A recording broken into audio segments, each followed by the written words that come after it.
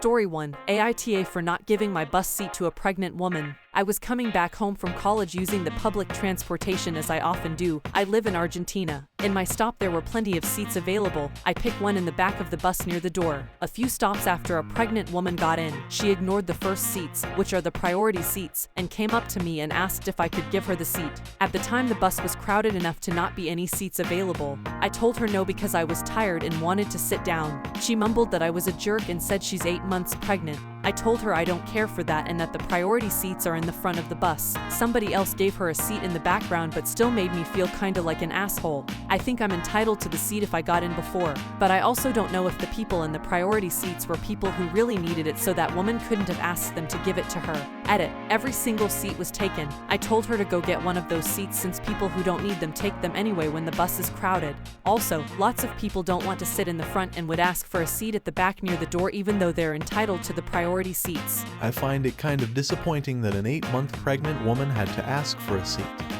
I agree. In my experience, usually someone will offer their seat. Certainly something I would do in that position. It's not about being noble, really. I always assumed it was common courtesy. Opus mentioned they were from Argentina. Maybe different customs there.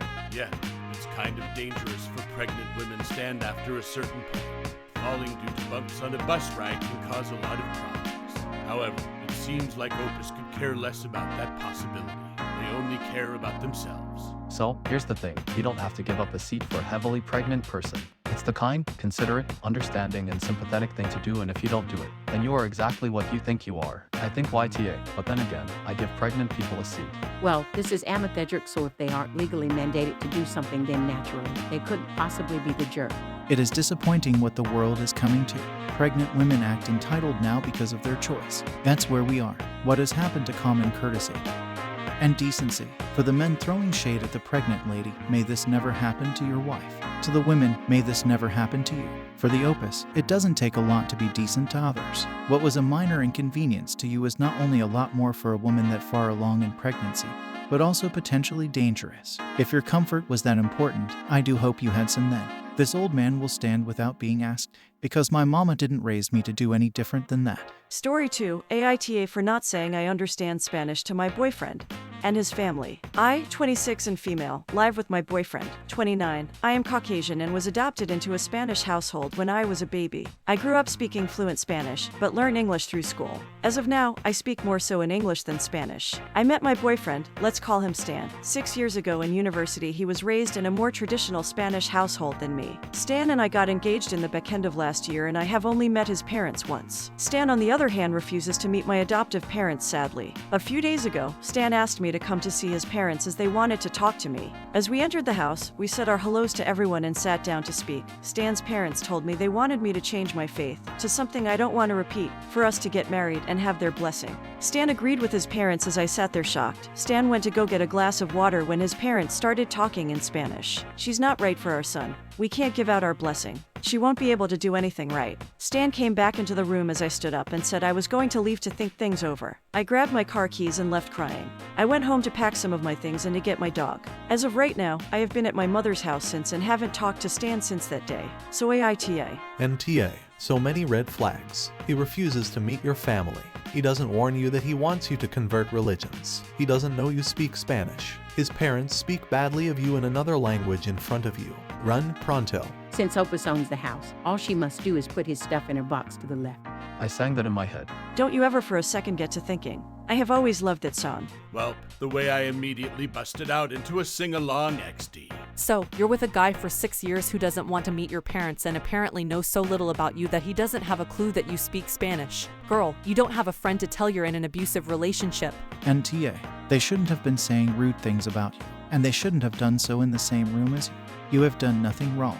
But I also want to say it's a major red flag that he doesn't want to meet your parents unless there's a specific reason why. For example, they are abusive toward you, and he doesn't want to be around them because of it.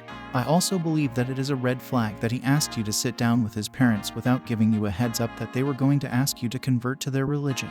You also said that he agrees with them. Has he at any point had a conversation with you that he would want you to convert to his faith to have a future with him? NTA. It's rude to talk shit about someone in a different language while in their presence. Also, why the heck does Stan refuse to meet your parents? You're engaged, for Christ's sake. If he can't see how unfair that is to you, you should definitely break up with him. Edit plus update. I met with Stan, but my parents came as they didn't think I would be safe with his past aggression towards me. My parents and I greeted him in Spanish. His face dropped. I told him I no longer want to be together and want him out of my house within 2 weeks. He begged me to stay with him and said he'd make everything change, and his parents apologized to me. I gave him the ring and left with him crying. Just to say to everyone thank you for the comments and everything. I hope you're enjoying the video so far. Please like and subscribe for more videos like this. I'll be posting videos every Monday, Wednesday, and Friday. Thanks, and now back to the video. Story 3. AITA for refusing to rent to my pregnant friend. I, 32 and female, grew up in a low-income household and was determined from an early age to start investing and owning real estate. I graduated from pharmacy school with minimal debt and bought my first rental property. I currently own 4 rental properties with my fiancé. We both learned how to remodel and fix basic things to keep costs low. We use the rental property money to invest in stocks and are looking into buying a 5th property. My best friend, 32 and female of 15 years, has been married to her husband for 3 years, and they have 1 child and 1 on the way. Their landlord has decided to evict them. He has given them 60 days to find a new place. They have asked if they could live in one of my rental properties. The problem is they are not very clean people, and that is one of the main reasons for their eviction. My friend has 4 cats, and they pee everywhere, on their clothes, sofa, and beds. They also tend to scratch the walls and cabinets. She just says it's just because there are holes. Their current home is on the brink of being on a hoarder's episode. Her husband spends his free time playing video games and does not try to help in cleaning or doing any woman chore. My friend has also asked if we could give her a discount on the rent since they are about to have their 2nd baby. Both work, but my friend's job will not pay her the whole time she is on maternity leave. I told her I could give her a temporary reduction on the rent, but she would not be allowed to have the cats. She said they are like her children and could not get rid of them. She said that would be like asking to get rid of her human children, and I am the a-hole for even suggesting it. I told her those were my stipulations. I have been fortunate that my tenants with pets are respectful and clean up religiously after them. She currently is not talking to me and telling our other friends that it's my fault she is homeless. A couple of friends have said I should make an exception, but I've put so much time and money into these homes. So, am I the asshole for telling my friend she can't move in with her cats? NTA, never mix business and friendship together. This is the correct answer. Even if the friend was the most perfect tenant ever, Opus still shouldn't rent to them because mixing business and friendships is a good way to screw up your business and lose friends. Yes, friend has given Opus a choice of whether to lose the friend or the friend and the house. Not a great choice, but one with a clear answer. MTA. And honestly, this was a choice between losing this friend now or losing them later after they had ruined your things and you had to evict them. My therapist always says this when I have a hard time setting or upholding boundaries. Do you want to just deal with this now or have to cut them out later? It's always just easier to deal with this sort of thing now. Story 4. Am I the jerk for calling my disabled friend's husband cruel for keeping her in the mountains? My friend, Tara, was in an accident about 2 years ago that put her in a wheelchair. She can stand for a short amount of time and take a few steps. So she is pretty self-sufficient, but she needs her wheelchair, especially when she wants to leave the house. The problem is that we live in an old town in the mountains that wasn't built with disabled people in mind. It's hard for Tara to get around during the summer, and it's nearly impossible during the winter since we get a lot of snow here.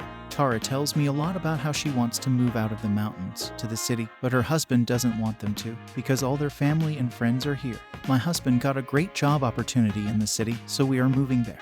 We were having dinner with Tara and her husband, and we were talking about us moving. Tara seemed happy. She said that if they move there too, it will be so good that we will already be there, and their kids would have friends there too. She told her husband that now they don't have to worry about being alone and not knowing anyone there. Her husband shut her down, saying that they had already talked about this, and they need the help their families are providing them here and they can't move away. Tara said they wouldn't need so much help if she could move around more freely in the city. I took Tara's side, and the conversation went on until I started getting frustrated.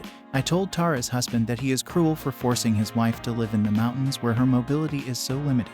He got angry, told me I have no idea how hard it is for him even with all the help and I should mind my own business. He is right that I don't know how it is for him, but I do know how it is for Tara and that she is basically a prisoner here. Am I a jerk for what I said? YTA, it was a couple discussion that you should stay out of. The accident happened to Tara, but her husband has been thrust into the role of caregiver. Caregivers need a support system too. Opus should not be confronting or attacking the husband, but they've said Tara can walk unaided over short distances and has a job. It sounds like she wants more independence and mobility. It doesn't sound like the level of support required for caretaking tasks would supersede Tara's need to be able to take care of herself and do things on her own. I'm not trying to imply that Tara's husband is in any way abusive, but I was in an abusive marriage when I first became disabled, and I tried to justify the abuse to myself with the caretaking is hard argument. I wish I hadn't, because my basic needs went out the window. The relatively basic needs of a disabled person are very important, and a loving spouse should be willing to negotiate compromises to make this work. I mean, maybe they're in the process negotiating of this, we don't know. But time has passed since the accident, and both Tara and her husband already appear to have a great degree of independence. They're both working and bringing in an income, they're social with their friends. It does not seem like caretaker support should be a big factor in this anymore. He can still get the social and emotional support of his family from a couple of hours away. And Tia, despite these comments, I do think Tara is being abused. Her husband is trying to keep her against her will in an area where she is dependent on him. I find it hard to sympathize with the caregiver burnout excuse, since he is actively trying to keep her in a place that requires more care and less independence when she wants to go to a place that is the opposite. He keeps her reasons why they can't go like we won't know anyone, and as soon as that excuse is no longer valid, he gives her a different one.